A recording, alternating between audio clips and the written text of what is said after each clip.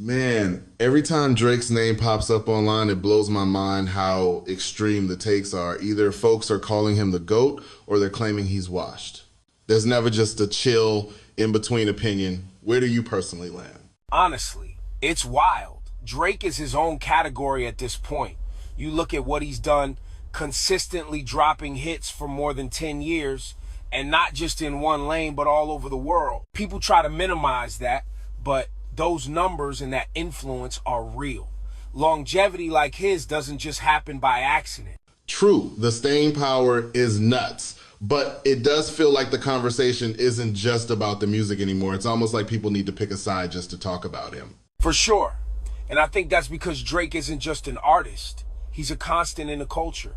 When someone's been on top this long, people get tired of saying the same compliments. It gets divisive. Shifting gears a bit, some folks swear his recent music just doesn't hit the same. Like he's not taking risks anymore, just sticking to what works. Do you hear that at all when you listen? I get where they're coming from, but I think sometimes people mistake consistency for complacency.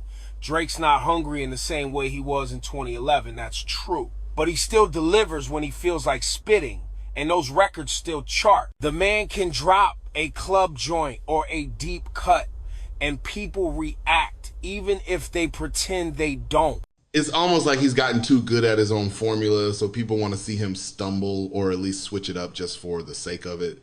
Exactly, and being familiar isn't the same thing as falling off. If he dropped a wild experimental project, the same critics might call it trying too hard. It's a lose-lose sometimes. That reminds me, do you think the criticism is just part of being the champ for too long? Like, the longer you dominate, the more folks look for ways to bring you down? Definitely. History repeats itself in hip-hop.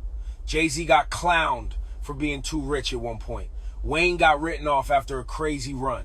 Now it's Drake's turn. People get fatigued with a winner. They start rooting for the underdog even if the top guy is still delivering. It's wild because I remember when Drake first came up, everyone wanted him to win. Now it almost feels like people are waiting for him to trip. For real. And what's crazy is, even while he's catching heat, so much of the industry is still trying to copy his style, whether it's flows, melodies, or just the way he builds a brand. His influence is all over the place.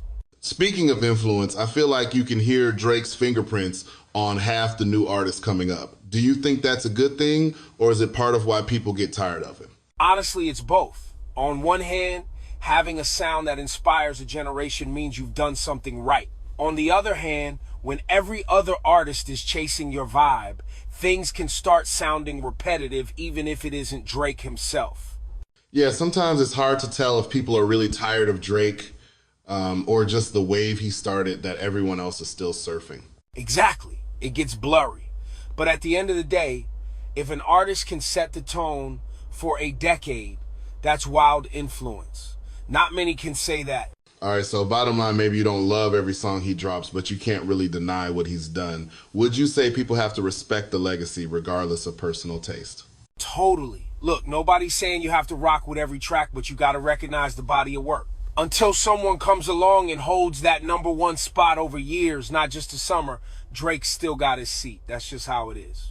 I think that's a fair take. Individual opinions aside, that kind of run is almost unheard of. And who knows, maybe the next wave will finally shake up the throne. But for now, Drake's still sitting pretty. Exactly. And until that happens, the debate just means people are still watching. Love him or not, you can't ignore him.